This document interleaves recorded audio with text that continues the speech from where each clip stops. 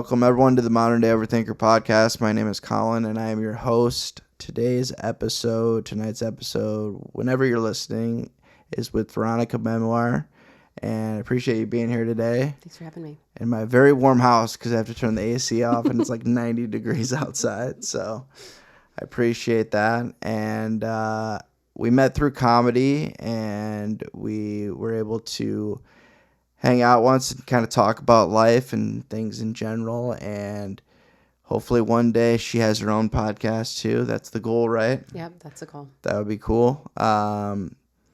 And surprisingly, there's a shortage of not a shortage of podcasts, but like it's still like it's not oversaturated. So now's the time to start a podcast if you're thinking about it.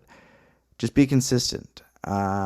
But Veronica, I wanted to give you a chance to introduce yourself. You're like me, who has many titles and backgrounds and all kinds of things. So I wanted to give you the floor to introduce yourself.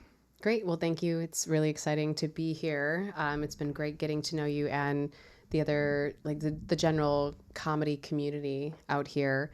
I've recently gotten into comedy less than 6 months ago, so I'm still kind of reinventing myself as a person and creating this character that I use ultimately. Getting into comedy, though, was kind of a way to kill writer's block for me. I've been writing a book for the last 10 years that's about a lot of trauma and mental health and overcoming some of those challenges. And doing stand-up has allowed me to make light of some really dark situations. Yeah, share some of those stories. Yeah, and be able to take a different lens on it, which has helped me write in my other capacity. But I do a lot. I've recently left the corporate world, and it's been a freeing and humbling experience over the last few months. Mm-hmm. And going through a divorce, so also trying to reestablish a community where I live through not only stand-up, but also volunteering. I come from a long dance background, music background, so also trying to figure out, like, how can I use my skills and talents to bring people together? So I think I'm just getting started and still figuring out what I'm going to do when I grow up. Well, welcome, because that's me as well. Continuously on that journey, so I totally understand that. So the comedy thing, how did, obviously you said you got into it for the creative aspect of it and to be able to share some of those stories. You're not originally from the Quad Cities, so you started doing comedy outside the Chicago area, around the Chicago area? Yeah, the Chicagoland area, the suburbs, primarily where my mom and stepdad are at, and all of my friends and family. So when I had a big drop in my career and I had all of this abundant time, I wanted to kind of reconnect with my friends and family. And instead of having a poor pity party, I decided to just jump on stage and objectively share all of the stuff that was going on into my life. And I got a good reaction to it, and stand-up became pretty addicting. There's also really limited marketing and opportunities to find comedy in the Quad Cities if you're not from here and know people. So how I met you and some of the other mics, I had no idea that existed until I was asking questions with people in the area and going down a rabbit hole on social media from something that was posted, back in February, and I didn't really get started until June out here. So it's been an interesting comparison to doing stand-up and comedy and getting started in a very saturated, competitive community out in Chicago versus out here, which is still, there's some competition and there's definitely a community, but it's very, very different. Yeah, it's very different. Much smaller, and honestly, I don't see it as very competitive. Like, that's not really, I mean, there's some people that have the competitive aspect to it, but we're pretty supportive for the most part of most of the comedians. Obviously, you're going to have drama every once in a while in any community, but we try to support each other the best we can and get each other on shows and, go to each other's shows. I try to go to other people's shows when I don't have something going on, things like that. So I think that's very important.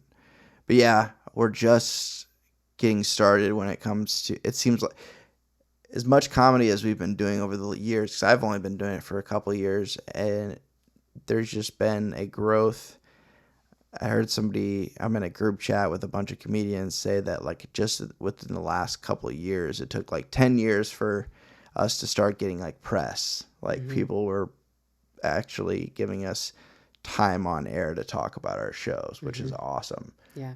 And there's been a couple people that have been able to open up that door for us, which is really cool. And really, it's all about just asking and putting yourself out there. And, Yeah.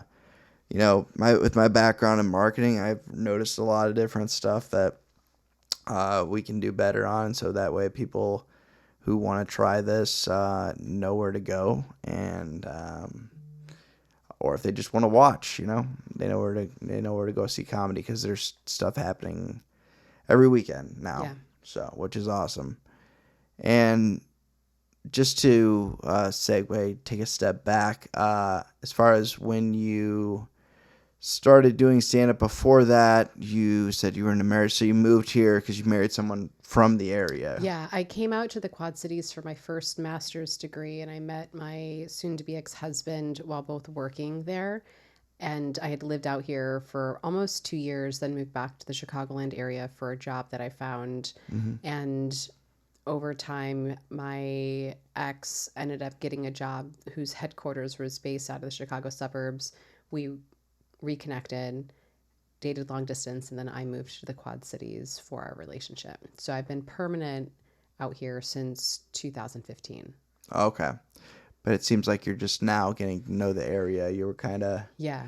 well, you worked a lot, and you were, in a relationship, and you're also a mother, so Mm-hmm. you're busy with all of that. And Yeah. now you're kind of have a little bit, and now that you're not working all the time, because we've talked about that, you were kind of a workaholic there for a little Yeah. bit. Yeah.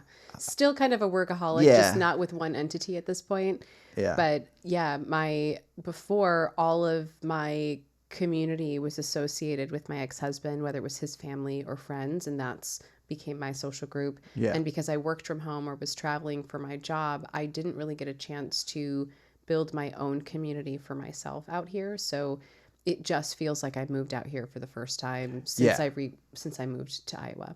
Yeah, that makes sense, because, yeah, you're starting from scratch. But, yeah, I'm sorry the first people that you're getting to know are us comedians. It's the best people. we're That's my people. we're the weirdest group of people. It feels like home though, and I think that's what I'm looking for is like truly is I'm looking it's been so hard having a really successful career and having all of these like, sought after credentials in a professional sense that it can make it actually very hard to just humbly meet and interact other people without them having a sense of judgment or a preconceived image of who you're going to be based off of the work that you do. So introducing myself as a comedian with other comedians literally wipes myself clean, where it's just people meeting people, and it's actually been incredibly refreshing. And also, if you look up Veronica Memoir, you're not going to find anything besides comedy. Yeah. And because that is a stage name, correct? It is a stage name. Well, Yes. I already knew that, but I have a story as to how I got the stage yeah, name. I want in to a know sense. I want to know how that name came about. So, one thing that I've shared since doing stand up is, and part of the reason I started writing a book is when I was 19, 20 years old, I secretly started working in a strip club and took the name Veronica as my stage name. Okay. And I had an association with Veronica because growing up, I was really obsessed with reading the Archie, Betty and Veronica comic book series. Okay. And I developed like this dual personality of being like the very goody two shoes, blonde people pleaser Betty, but also wanting to have this like voluptuous sexual male attention Veronica that had a lot of power but didn't have to try for anything. And so that stuck with me. And as I was going through a lot of the experiences that I talk about in my book, I titled the book The Veronica Memoirs. And that has been the title for many, many years. And deciding to do stand-up and not wanting to use my real name because I I'm not safe for work when anyone Yeah. comes to see me. They're very surprised. Yeah, I've And kind so, of pigeonholed myself using my real name, but yeah. yeah. So being able to kind of have that name and then realize that the stories that I'm talking about on stage are actually in the book, the Veronica Memoirs, having the name Veronica Memoir, I almost am living as a character, as a sense of fiction in a way, because I'm my book in terms of how I am as a comedian. And I'm learning to expand that a little bit, but it's very comforting being referred to as Veronica again, because so much of my life I responded to Veronica more than my original name, because you'd be surprised how often you're not actually addressed by your first name when you're with someone, especially when you're in close proximity or in a close relationship with them. So being in a club or being on stage, being called Veronica, I respond to much faster than my real name, actually. Yeah, you're just Kind of okay. Yeah, so you're just used to that. So you said you were secretly doing it. What's the story behind this hiding it from everyone. everyone? Yeah, so I was a stripper twice. The second time was even more surprising for many people, but my whole life I've had to keep secrets. I grew up in a really dysfunctional home. My father was a sociopath, and a form of protection was that my family basically lied to the outside world of either what was happening on the outside, or we lied to each other as a means of protecting each other in a sense. Like your image. But also risk of someone else getting hurt or abused or withholding information because it felt safer. So there wasn't necessarily malice behind all of it, but it was a adopted behavior that I realize now after going through years of therapy was really conditioned just in my household. So there's also a lot of shame that comes with those types of lines of work of being a stripper or sex worker in any sense. And I grew up in a very conservative and somewhat religious home. And so I just didn't tell anybody, or very few people knew. And especially the second time that I went into it. Did you go outside the area to do it too? So the first time I was somewhat local. It was in the Chicago suburbs. It was a much cleaner, safer club. But I wore a black wig. I changed my name. So it was not as easy to be identified as who you see today. Yeah. And the second time I also drove even further and was close to the Indiana border where I was living in the Chicagoland area. So it was about an hour and a half, 2-hour commute each way. Okay. So, yeah. Yeah, because I know a lot of girls travel or go outside their area for the different reasons, whether it's a better club or like if they, don't want to be recognized. Yeah, and it's also less likely for someone to follow you home if you're not within 30 minutes of the club. Yeah, safety reasons Safety too. for sure. Yeah. So although I think it's arguable as to what safety you're trading for not being followed home versus the clientele, the location of the club, that type of thing. Because the second club I worked at was much darker and much sketchier. Much sketchier. Yeah. Yeah. Yeah. So you stopped for how long, and kind of why did you get out of it the first time? The first time was a lot of guilt. I was in college. One moment I realized is I was in art school, and in art school you have to do a lot of self-portraits, and part of that is looking in a mirror and staring at yourself and then drawing what you see. And the last series of doing self-portraits as I was finishing my degree, I could not recognize myself in the mirror when I wasn't Veronica. Even in my dreams, there would be Veronica. But when you're in a strip club, you're surrounded by mirrors. You're staring at yourself. You're finessing your image to be appealing to your clients. Yeah. And I really had a hard time doing that and seeing myself in regular daylight. And I realized there was something wrong. I also never wanted to be in a relationship when I was a dancer. And that was mainly because I felt disrespectful. I wouldn't want to be with a guy that was totally fine dating a stripper, but I also, which is a weird paradox in itself, but in the moment I didn't want to be with someone that was like, oh yeah, my girl's stripping and it's fine, and not have that be an interesting element in the relationship. And part of me was like, I can't be in a relationship when I'm doing that because it feels incredibly disrespectful and it's not what I would want in a real relationship. So, and because it was a secret and I was going to school, on paper, I've always had another job. I've always had taxable income. So it was keeping that piece quiet and then wanting to have a singular life. There's been so many occurrences for me where I have these like dual lives and these secrets or these other unusual, always in entertainment. I just wasn't being honest with myself. But going back to like not wanting to be pulled in two different, very different directions.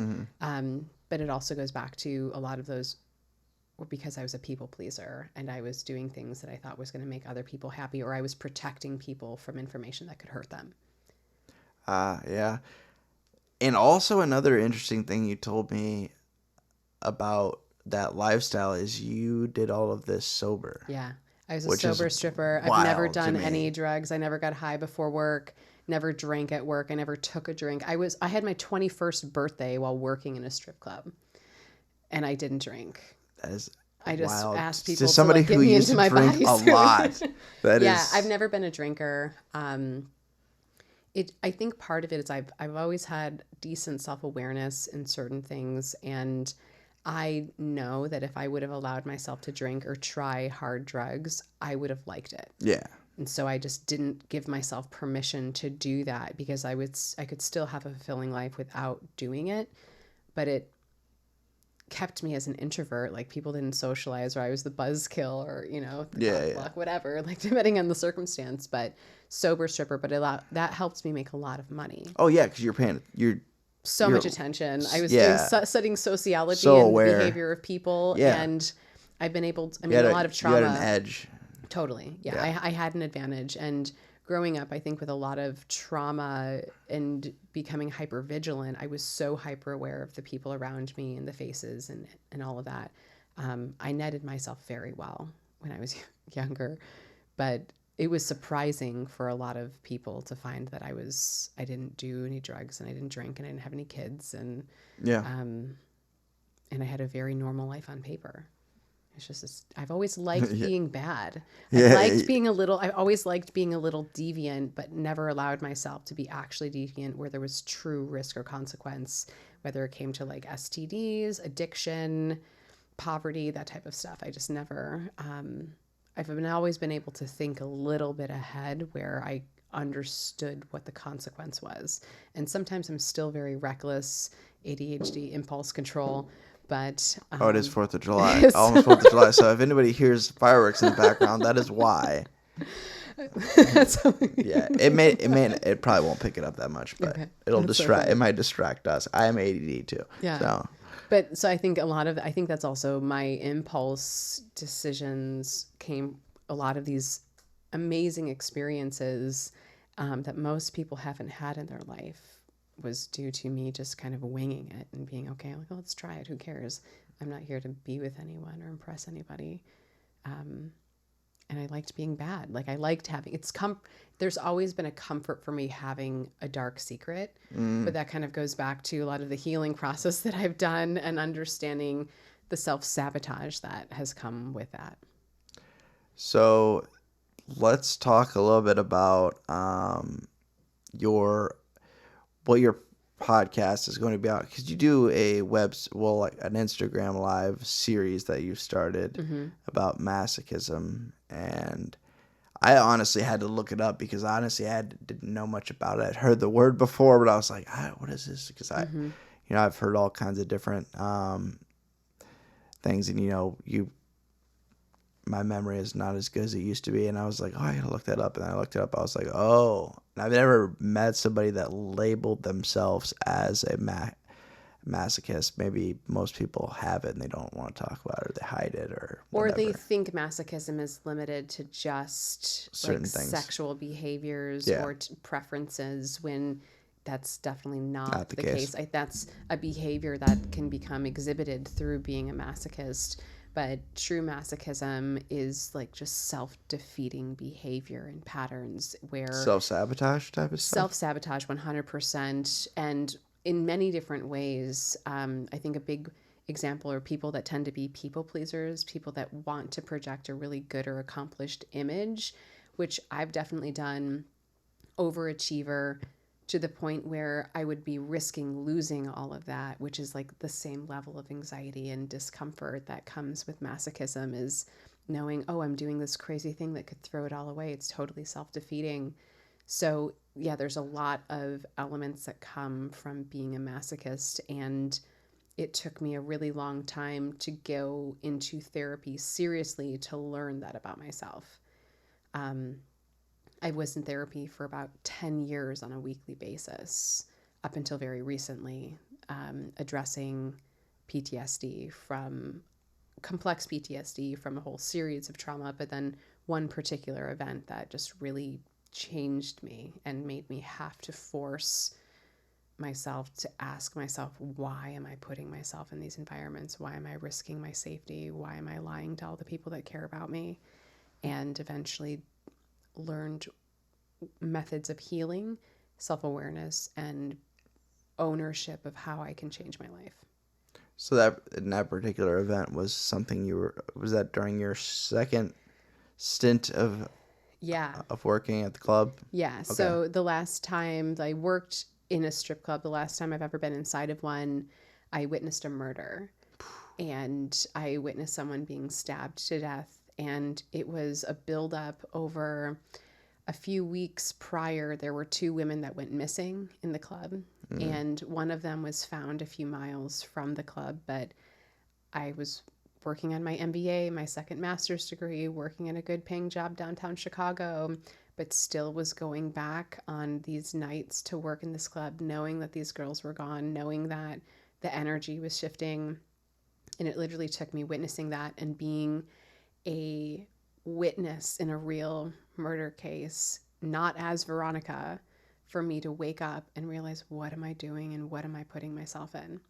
And so I had to work backwards in therapy to address a lot of the things, not only heal and get back to a regular state, but also not only witnessing a murder, there was many other things that actually happened within a like 6 to 8 month period around that, that just compiled madness. And it was a hard thing because it was also a secret. My best friend didn't know I was doing. I was working with my best friend downtown Chicago, and she didn't know what I was doing. I recently told her. So again, like years and years of secrets and holding a lot of these things in, and no one knowing why you're acting the way that you are, other than thinking that you're unhinged. But because I've been so good at keeping secrets to myself, I never told anyone. For a long time. And so now is the first time where literally it's all out on the table. And it feels good, but it's terrifying. Yeah, because you There's don't a know lot how of people are judgment. going to react. Yeah. And have you, as far as like close family members, like, I know you said you don't have much of a relationship with your dad. Is that correct?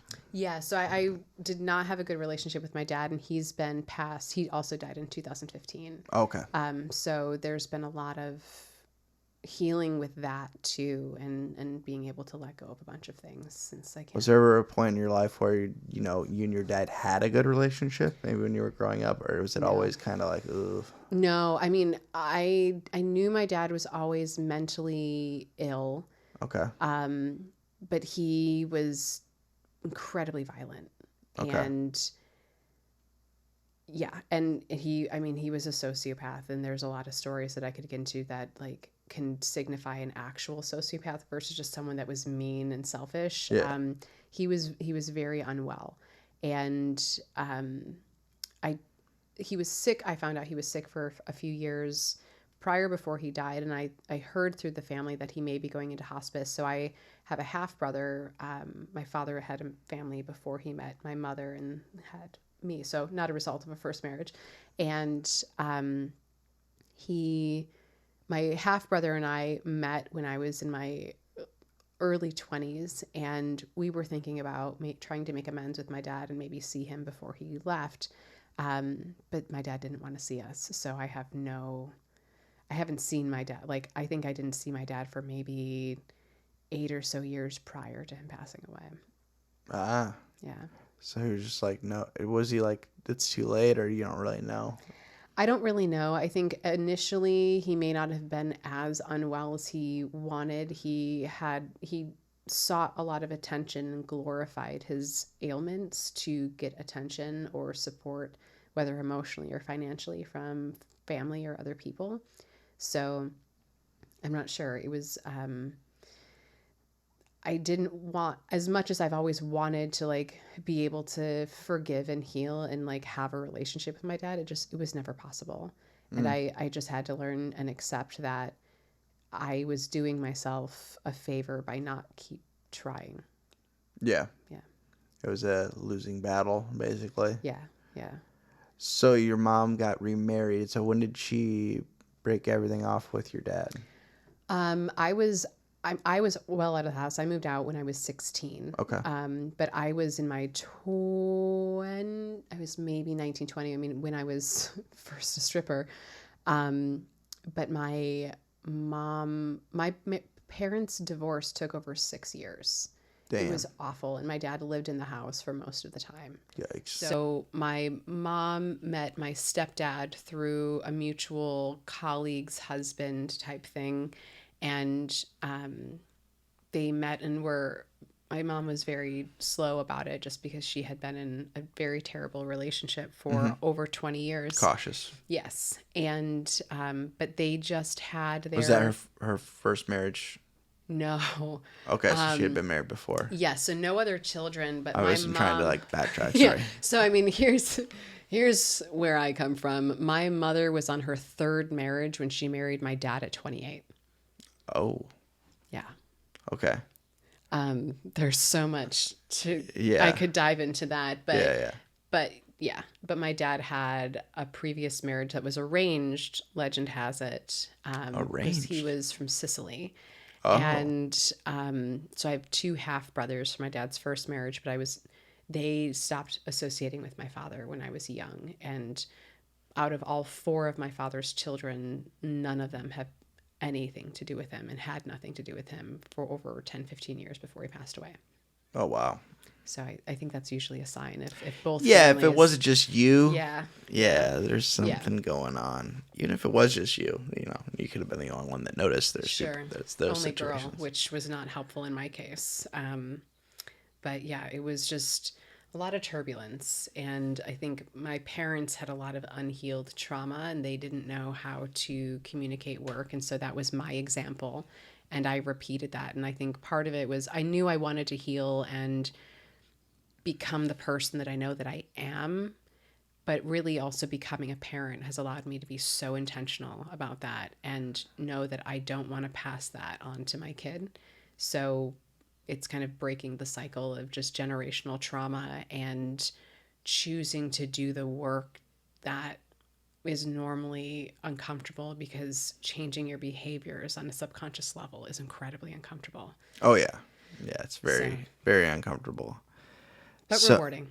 Yeah, rewarding. It takes work, and that's hats off to you for that much therapy, because that's very consistent for that long. I mean, I think there's something to call out, though, is I have been in a very fortunate position for the last few years because I've built a great education track and career for myself that gave me a job with really good insurance that had mental health coverage. Yeah. And so that's why it's easier said than done, because if It you is. don't have the resources for that, how do you do that without the discipline of just reading self-help books? And I also worked with a coach outside of just going to a therapist. And again, like I was in a very blessed situation where I could do that and had the resources for it, where I don't think many people can. And I think that's also why having the live streams, building a podcast, and being able to talk to people that don't have those resources, there's something to be said about that, because I think it's very easy to ridicule yourself or get in a darker place when you want to get better, but you just can't do it because you don't have what it takes to do that work. So, but I'm very fortunate, but I am proud of myself because I was very committed to it and chose to change my life. Despite all the access to the resources, like there's plenty of people that have access to the resources as well. Sure. That don't take advantage of them. Sure. So there's the other side of the coin. But yeah, I know what you're talking about with as far as like Yeah, some of that stuff is, yeah, you have to have good insurance, or if you don't have good insurance, or if you don't have insurance at all, it's very expensive. Hmm. It's a whole thing, and I've gone through it myself, and yeah, it's unfortunate, but that's why things like this podcast, and people doing what you're doing, and interacting and sharing your story and being open and honest about it is very important, because people can hear something, even if it's just like a little tidbit of your story, and be like, oh, I Hmm. can relate to that. So they'd be like, oh, maybe, yeah, this isn't just me dealing with this issue, because mental health's very tricky, and it can easily trick people into believing that they're not, um, that they're dealing with something that no one else has dealt with, or that they're a burden by bringing it up to anyone. I even go through that with myself, and I've done a lot of work and talk about mental health all the time, Sure. where I am the person, I like to be the person that people can share things with, but then I get so like into that where I don't really focus on me sharing my stuff with other Hmm. people. And I've noticed that recently, where I was like, I haven't felt it this weekend. I was around a lot of people, and I went to a recovery convention where there was like, I don't know if we surpassed 1,000, but I would say over 500 people were there, Wow. and just surrounded by people, and plenty of people that care, even if I've never met them. That's just the atmosphere of this whole convention. And I didn't open up to anyone or Mm. talk about myself at all, about what I did a little bit, but not. It was kind of on the surface, and it was more like topic based, because we'd have like little meetings and things like that. But I didn't get into like how I've been feeling lately, and I need to do that more, and not just on social media, but also in real life. How have you been doing? Oh, you're gonna put me on the spot there. Okay, all right. This is supposed to be my show.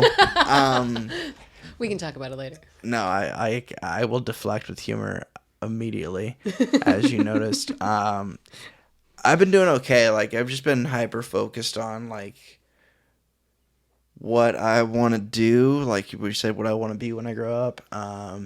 Working a pretty stressful job. Um, it has its days. I mean, but I work in customer service. I work with employee benefits, and um, it can be very, very mentally taxing. Hmm. And I also am trying to start my own business, but I'm running into a wall where I'm like, I don't know why I'm not doing what it takes to really get that business off the ground. I'm kind of stalling. And I Mm. think it's just because of my energy, and um, maybe some fear of failing again. I've had a failed business before, and I don't Sure. really want to do that again. But Yeah. um, I mean, that's kind of like a masochistic tendency, though, right? Where you know the work that you have to do and it's scary, yeah, but there's also the fear of success. That was something that I learned with yeah. my Fear of coach. success is another thing too. Yeah. Like, yeah, because it's I am worried. Part of me in the back of my mind is concerned, like, if I get to a certain level of success doing anything I do, whether that's the comedy, the podcast, or the social media business, is if what happens to my recovery, if I will Mm. probably have to deal with, what, whether or not, like, oh, I am good now. Or my mind trying to convince me that I'm good to use again or whatever. Sure. So that's a fear. Then I always have a constant mentality that I'm never doing enough. That's just always on my mind. Like, Yeah. and people will hear that. This is going to be released after the episode I recorded with my new friend Tabitha, who has a podcast called Deck Diaries, and they're releasing the episode on Wednesday, and her co-host just laid into me, Oh, really? like in a good way, like in a caring way, about just how much I just kick my own ass on a daily Sure. basis. And I can't wait to listen to it because I need to hear that, and I need people to call me out. And I still don't do well with compliments. I don't do well with like people saying that I'm doing a good job at something, or even in comedy saying I'm funny. I'm like, are they just saying that just to be nice to me, or So am I that getting? voice in your head, that mindset. I mean, that you'll get a lot out of Masochist Mondays, I think, in Yeah, terms of understanding like there is that self-talk, but then choosing not to do anything about it when you're aware that you are speaking to yourself or thinking in a certain way and still not taking action. And part of it is like the failure or even just the level of emotion that you experience with disappointment, even if it's not disappointment, the intensity feels comfortable. And that's, I find myself very similar where there's a lot I want to do, but when you take a minute to stop, you do a lot. oh yeah, You do a lot. a lot of Yeah. stuff. Yeah, it's like it can be. I overwhelm myself a lot, and but there's also a part of me where like I want to make a drastic decision, whether that's like I'll catch myself sometimes like I'm just gonna go pull out a bunch of money and go to the casino and just to I hear it. do reckless shit, or like I'm just gonna quit my job, and maybe that will give me like this spark to like really focus on what I really want to do, which is very, very I don't know if that's reckless. always, as someone with experience in that, I Yeah, don't know if someone that with always works out in the way that you yeah. think. Well, yeah, part of me wants to do that, and then there's the part of me that's like, obviously the responsible side of me is like, you can't do that. Like, you have to like, you don't have enough saved up to do that. You don't have, you have responsibilities, stuff to take care of. You can't really, you're not in a place to do that right now. And then part of me is like, why aren't you in that place where you can do that right now? Sure. You shouldn't. You should be better with your money by now. You're 33 years old. You should be doing this. Like, comparison stuff too happens. I don't compare myself to other people as much. It's mostly comparison, To like an ideology of what you think you what I should. should be, where I should be. Like, if you would have talked to me like 15 years ago, and you told me that I was living alone, um, that I had my own place, I'd be happy about that. But I would be so upset that I was not married and having kids right now, or already had kids. Like, that was my plan. Like, when I was that age, like I was like so ready to be like a dad and so ready to be a husband. Like, that was like what I wanted to do. Because I grew up. I was fortunate to have good parents that were there and that have been together for 38 years. It's amazing. So, and which is almost an anomaly now. Like, so many of my friends, their parents were divorced, or the second or third marriages, and they did not witness the things I did or grow up around the people that I did. Like, I just hung out with my grandma the other day. And my last grandparent, I lost 3 grandparents throughout COVID. None from COVID, well, directly. 2 of them were in a nursing home, and I think that didn't help because Sure. they were like prisons. Yeah. But yeah, so losing grandparents was rough. But being able to talk to just over the last couple of years, I never had a one-on-one conversation with my grandma until the last couple of years. Oh, really? Because my grandpa was always there, Yeah. or somebody else was there with me, like it was a family event. So now I can talk to my grandma one-on-one, and she's told me like all this stuff, and having her say like she's proud of me and like really like loves what I'm doing, and that means a lot to me. And like, also, like, I realize like even just putting in minimum effort in relationships with your family or your friends goes a long way, because there's a lot of people that don't do that. Any amount of effort. Any makes a amount of, huge difference in anything that you do. It's literally just all you have to do is some effort and like I things could just happen. me just texting my grandma every once in a while like makes her day. Yeah. Yeah. But me going up there and like going out to lunch there, she doesn't let me pay for anything. I'd stop trying. And then she gave me money when I was leaving. I'm like, I don't need this, but Yeah. she like it made her feel Let good. So I her was like, feel good. Yeah. whatever, all right. And yeah, that relationship has gotten so much. We've always had a good relationship, but it's been more like one on one and more intimate of a relationship than Yeah. it ever has been, which is awesome. That's amazing. I had a really close relationship with my grandmother, and as she was the last grandparent that I had, but I always had a close relationship. But her and I had a very special bond, unlike any of my cousins or her other grandchildren. And I think she'd be very proud of me today. She gave me a lot of really good life lessons. Some of them I have jokes about, Hmm. but it's remarkable what you can learn from someone who's lived. Yeah. And you, even when times are different, being human doesn't change, and you can get really meaningful conversations, but also like the love that you have for a grandparent is not like anything else that you'll have with anyone.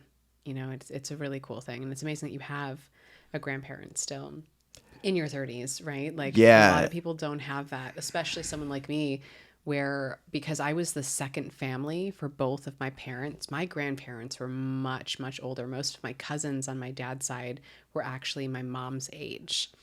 So, like, I didn't have it. It's every family is different, but it's Hmm. cool to speak with someone and learn from them who's lived beyond your parents' years.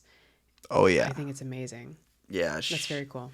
Yeah. She's in her 80s. She's 84.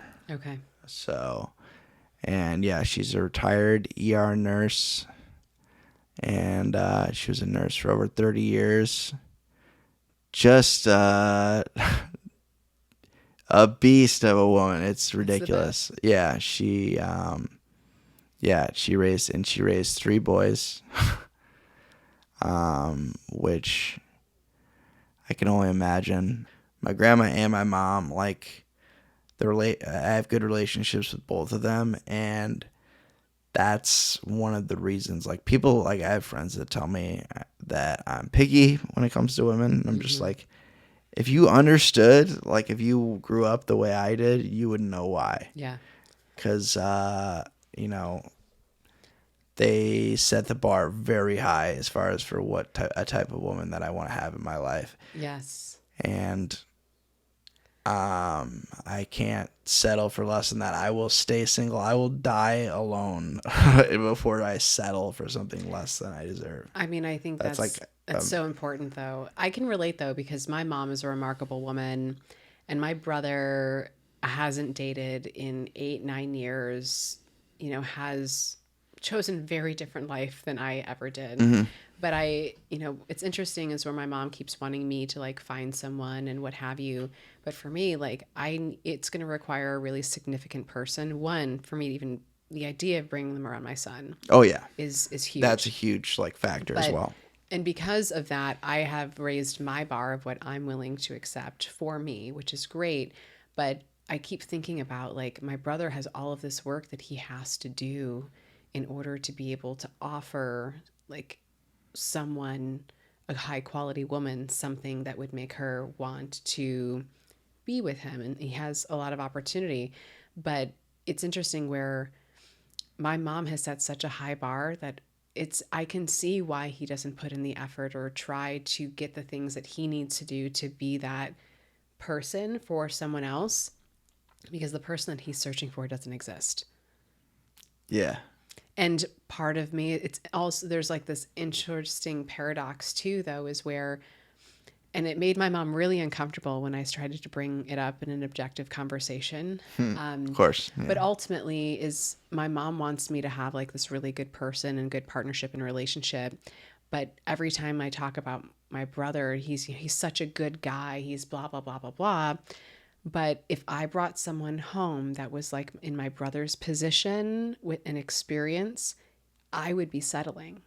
And I also think there's a weird thing where now that I'm a boy mom too, how I parent and how I set the expectations of for my son of what types of woman or whatever he's going to be interested in, not being overly amazing, because that's not setting the right expectation of what's actually going to be out there.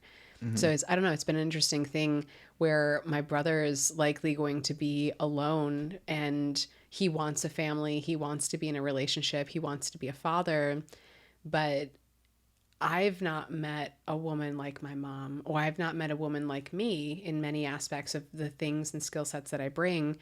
And it's a hard thing. It's a hard thing for guys that It's have high Yeah, expectations. finding a diamond in the rough is not easy. Yeah. Yeah. But it's just funny too how you can have the same parent and depending on your experiences have very different outcomes and expectations. Where I've always historically have settled for much less and now I'm not willing to do that.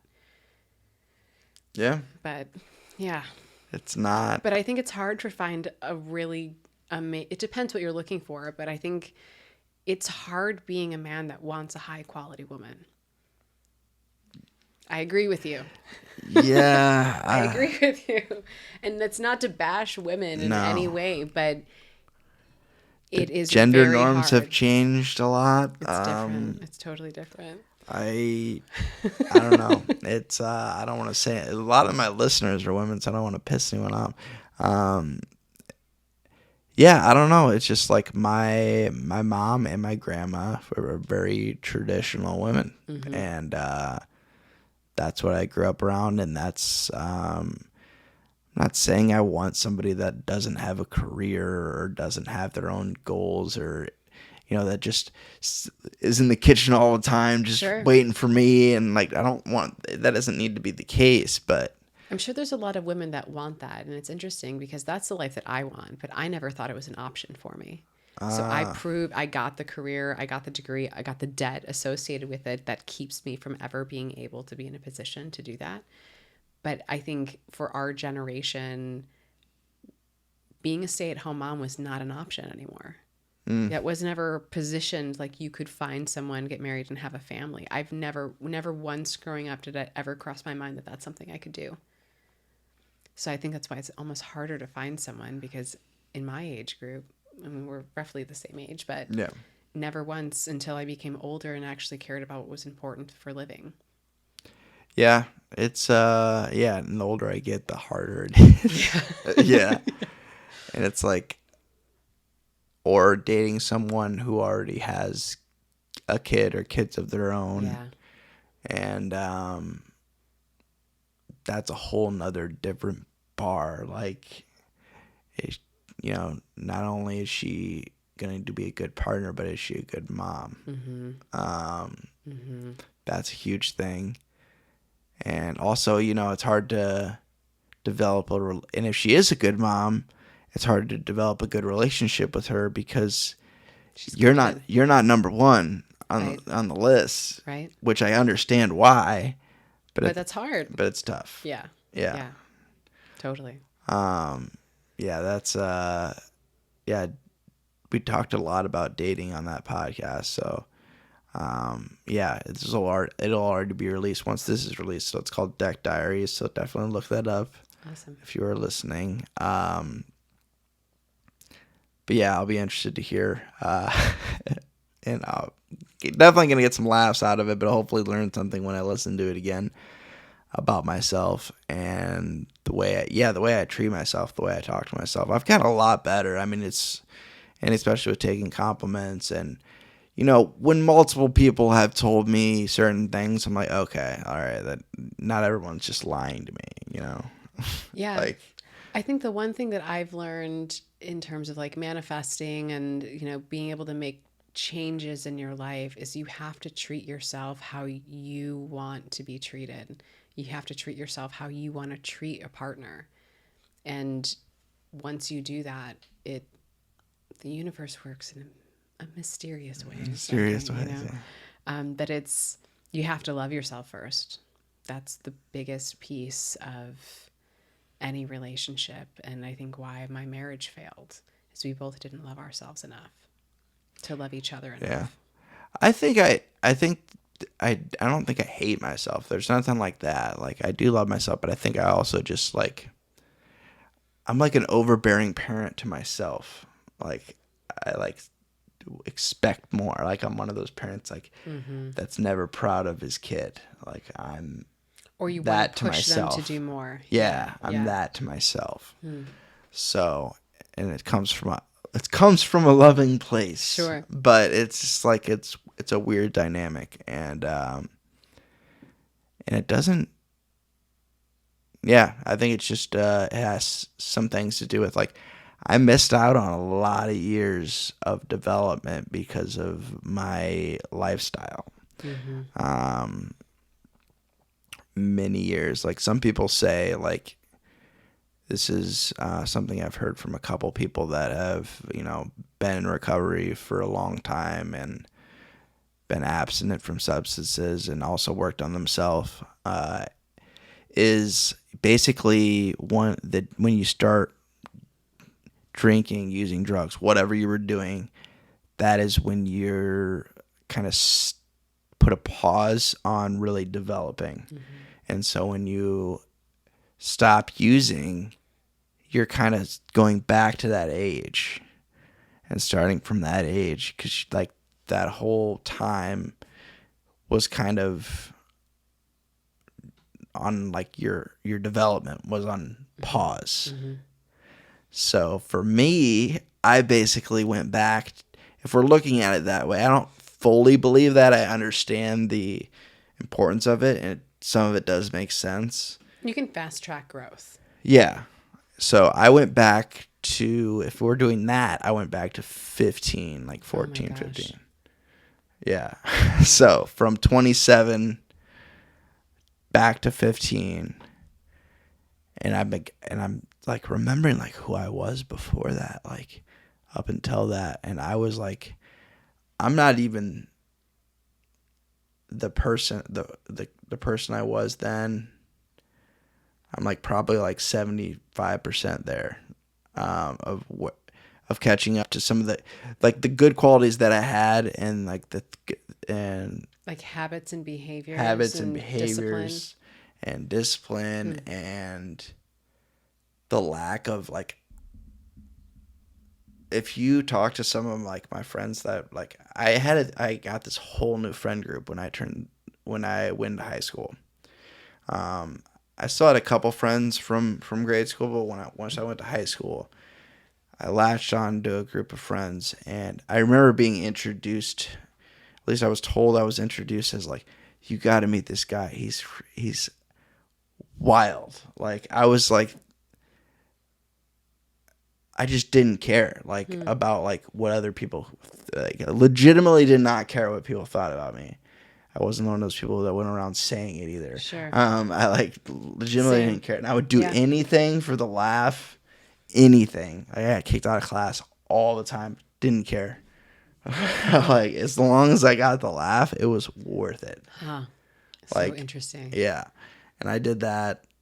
Yeah, throughout high school, and then 15, 16, like, I don't really say I would go back that far with me, because that wasn't really when it got bad. It got bad more in my early 20s. So, so I don't think I missed out on as many years as I really think. But yeah, Crucial development years, though. Crucial, yeah, early adulthood. 20s, yeah.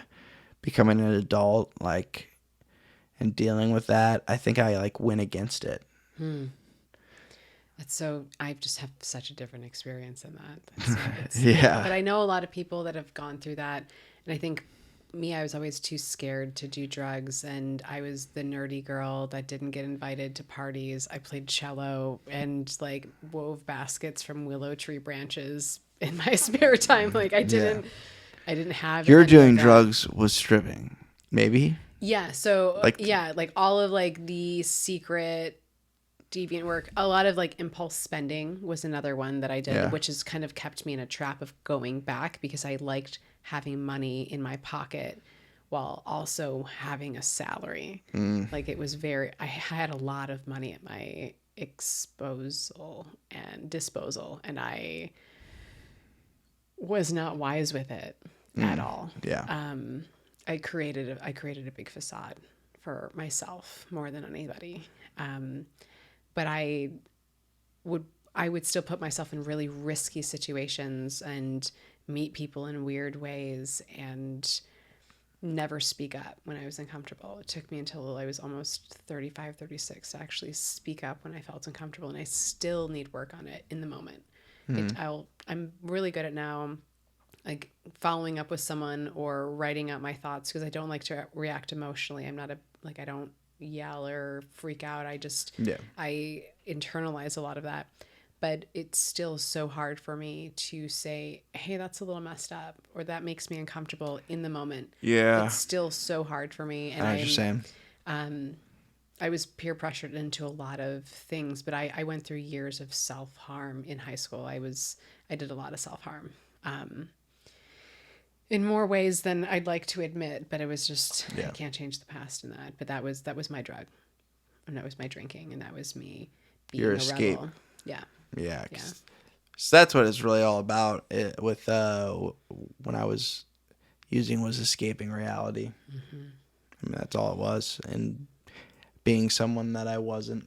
Yeah. Because I didn't like the person I was, and now I'm just building back and building into somebody that I do want to be without having to live a double life. Because I can relate to the double life thing for sure. It was just different for me with what I was escaping with. Like, a lot of people didn't know to the extent of what I was doing when I was partying. Like, people thought I was just drinking, but there was a lot more to it than that. Yeah. And I even like hinted at that with my grandma. I didn't specifically tell her, like, I used to do this and this and that, but I told her, hey, these are, I don't go to the meetings that you think I go to. Sure. And explain that to her, and she was really cool about it. She's not a dweller on the past, and she understands. She's lived a lot of life, so she gets it. Like, people can change. A lot of people don't change because they're not willing to put in the work, but people can definitely change, and that's how I feel about. I've met people in comedy where they're like, yeah, you should probably stay away from that guy. And I'm like, well, I didn't meet the guy you're talking about. Right. I've had a lot of that. Yeah, it's like I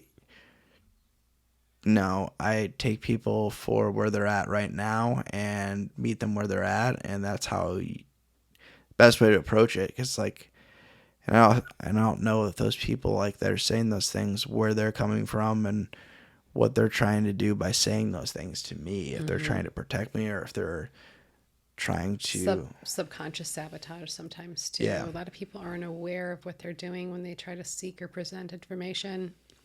It reminds me, though, I worked with a few different coaches, and there was a coach that I can't afford that was gracious to give me 15 minutes of his time to just kind of check in. And he asked me one of the most profound questions, and it's so simple, and I really had to digest it. And have so many bits of writing. It's actually what pushed me committed to actually finish my book. But he asked me, are you being who you are? And then furthermore, he went into to ask myself this question is, who do I need to be to become who I am? And having a clear understanding of who you are and I am, without it being limited to like a career job or more of the physical space, but in terms of like your character and value. And everything that I'm doing and what I'm being in this moment, is that being a step closer or in alignment with who I am? And it's really hard to face that, because in most cases, most of what we do is not in alignment with who we are, because it's influenced by other people and we don't want to become aware of it. But that's... Yeah, and I think I noticed that a lot. And I noticed that by, what I do for work. And I'm just like, this isn't... I can't really fully be who I am here. I can kind of be who I am, but at the same time, it's like... I can't do this forever. I mean, that kind of reminds me of now that I'm looking for work, what I plan on doing is I'm literally looking for organizations that are like, bring your full self to work. And I'm going to be adding on my resume my experience as a stripper, as a dominatrix, and all these things, and trying to relate to what that is to the job description. If you truly want to bring their full self to work, I highly expect that I'm just going to get some like HR recruiters following me on Instagram because I'm going to make their day. Yeah. But it's hard because who we are is the complex makeup of our poor previous decisions. That is who you are, but it's because how you know who you are is by what you know what you're not going to do again or don't want to bring yourself back to. You're not limited to just that. There's you get to create that, but it's work. It goes back to the effort that you mentioned. The effort is very important. Effort and discipline and consistency is really what it boils down to. And it can sound a lot easier than it really is. Yeah. But it is not. But it's worth it. Like you said earlier, it's very much worth it.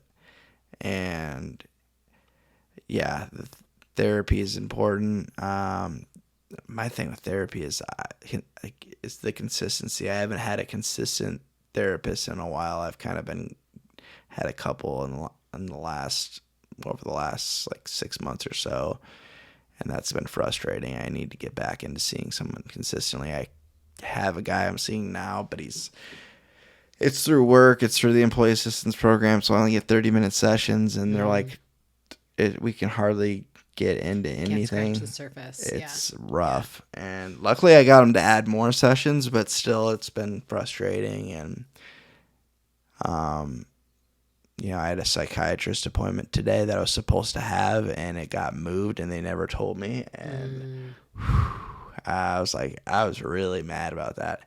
And this is a psychiatrist I've been seeing for at least 3 to 4, probably 4 years now. And I don't want to switch because it's like I want to start over with somebody, but at the same time it's like that was not cool. This area is really hard for good care. This is from somebody in Iowa City. This isn't even somebody here. Oh wow. Yeah, I know the level of care. I know the level of care here is not great. I went outside. I went out. Yeah. Oh, I consider that's a commitment for you, right? To take that drive to go out there to find. I see her virtually now, Okay. but I was working in Iowa City. Okay. So I would make appointments on obviously days I was working before, usually after work. Got it. Or my lunch break or something. Okay. Yeah. So Iowa City was accessible to me as well. And now it's even more accessible because I see her virtually. But yeah, that was, I kind of had a feeling it was going to happen because tomorrow's a holiday. But when she's like, yeah, we had to reschedule your appointment to Wednesday. I'm like, at this time, hope it still works. I'm like, well, it doesn't. So hope isn't enough. Where are we going with this? Yeah, so it's, but luckily it's going to be a little while till I talk to her and I'll be able to cool down because I wanted to snap. We're pretty aligned on a lot of stuff, and we're actually trying to get into more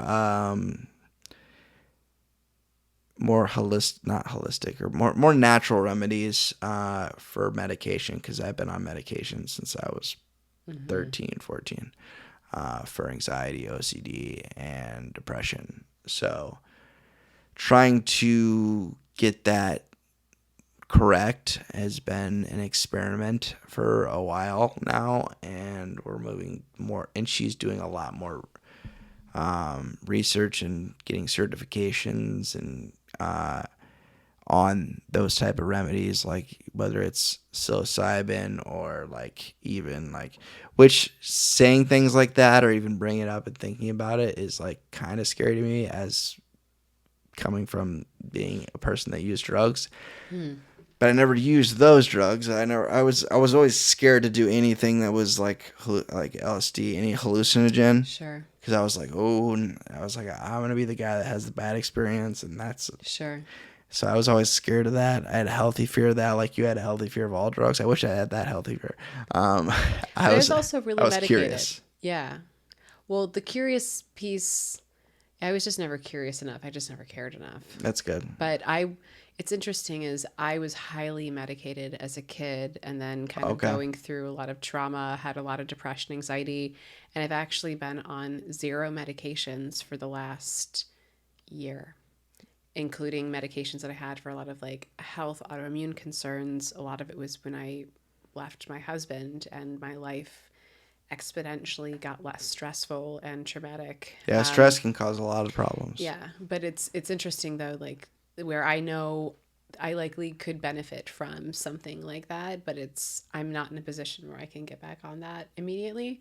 But it's finding the balance and being okay with being on the right medications for what your needs are that don't conflict with your behaviors or the tendencies to want to use or abuse in any sense.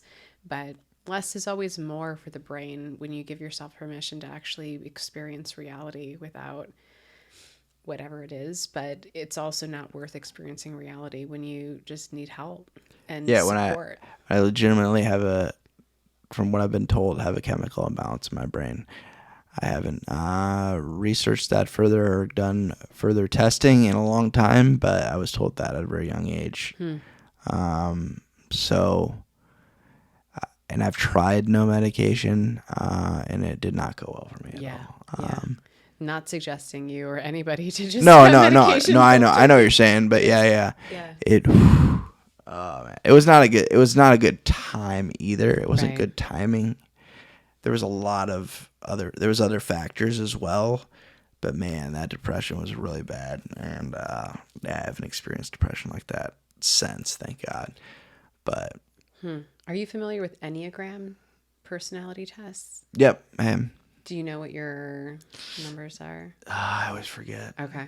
So I'm a 4, wing 3, but definitely a 4. And mine is all about deep feeling and emotion, and experiencing pain is just as beautiful as pleasure. And I can get down a dark rabbit hole with all of that. And I think that's also part of the reason with when I experience depression is when I'm depressed, I like feeling depressed because I'm still feeling.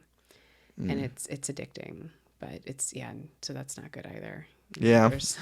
There's gets you in a pretty bad place, but everybody's got their own journey, their own timeline, and the fact that you're going to someone and talking about it and even questioning if you're doing the right thing just shows that you're being cognizant of it. And And having really outlets important. too is helpful. Like I've gone, like I've been really depressed and been like, I need to go to the open mic tonight, like, and just like I'll just go off on stage or whatever, do whatever, and I'll feel so much better just because of that, or just human interaction in general.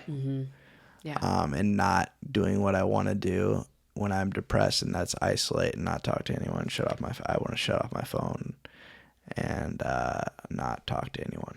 It's part of the reason that I did comedy, because I knew I would get really depressed if I allowed my circumstances to just keep me inside. Yeah. And it was just forcing me to go out there, and then I would tell people, which held me accountable to actually showing up. And that's part of the reason that I do so much promotion on the social media now too, is one, just kind of build the habit, but two is my tendency is to just not go or not show up or whatever. But just if be like, nah. but I care about my reputation of just not disappointing other people or not doing what I say I'm going to do. Yeah. So it's hard, but it's good that you use that space for getting it out, because everyone wants to hear what you have to say when you go to the mics. Yeah, it's fun. It's gotten to be, and I was also worried for a little while, like I haven't written anything in a while. And now, like recently, I've been writing like a lot more, which is really good. That's great. I think it just took me giving myself a little bit of a break. I wasn't doing as much comedy or as many mics as if it was up to me, I would do a mic every night. Yeah. But I can't. I've even thought about doing that as like a drastic measure. Like selling my house, buying a van, and just driving. There's a comedian I can introduce you to in the Chicagoland area that lives in his van. He does just that and might make you just rethink it. Based on where he's gotten. It depends what you want. Yeah. Like what your goals are. Like if your goals are not that, a family and all, like, do it. But it's it's a lifestyle, right? Like every decision we have is aligned with the lifestyle that we're choosing. Yeah. Yeah, I can't do that, but I want to. A part of me wants to do it. Or even just taking like I'm going to start by taking like a week off and doing that, like going to different places. And hitting as many mics as I can, different ones, like ones that I've never hit before. Like I haven't even been to have you been to Peoria? No, but someone was encouraging me to go next week, so I may head down to Peoria and we'll see what happens. Yeah, it's a lot of history. You gotta get there before the building falls apart because it's. I thought that was Davenport. No, Oh yeah, too soon on that one. No, this is a historic club, but it's one of those where it's like, okay, it's like looks the same. I like gritty. Yeah, it's gritty environment. From what I've heard, I've never been there, but from what I've seen and from what I've been told, like it's very like original. Yeah, OG. I love it. It's very OG. Love it. Well, I think we're a little over time, and I paid attention for once, so that's good. But I appreciate your time, and I look forward to seeing what you have to do with the comedy and the podcasting and all your creative outlets. Gotta love the fellow creatives that are out there. Yeah. And obviously just sharing your story. I really, really admire that when people do that, because more people need to be doing it, because you'll be surprised at the number of people that will reach out to you. Like people reach out to me randomly and really just like have a lot of respect for just what I'm doing, just by putting myself out there. Yeah, and everyone has a story, and I think exactly. No one has. I'm no better story than anyone else for doing this. Yeah, it's just it's giving yourself permission to do it, and that's uncomfortable, but also hopefully inspirational. And for me, my goal is, I love helping people and I love learning about people. Mm-hmm. And if there's a way that I can help and learn about others and know that it was made some sort of meaningful difference when someone was in a hard place, that's all I need. But I really appreciate you having me on and just kind of sharing and learning about the work that you've been doing too. This has been awesome. Yeah. Thank you. Thanks.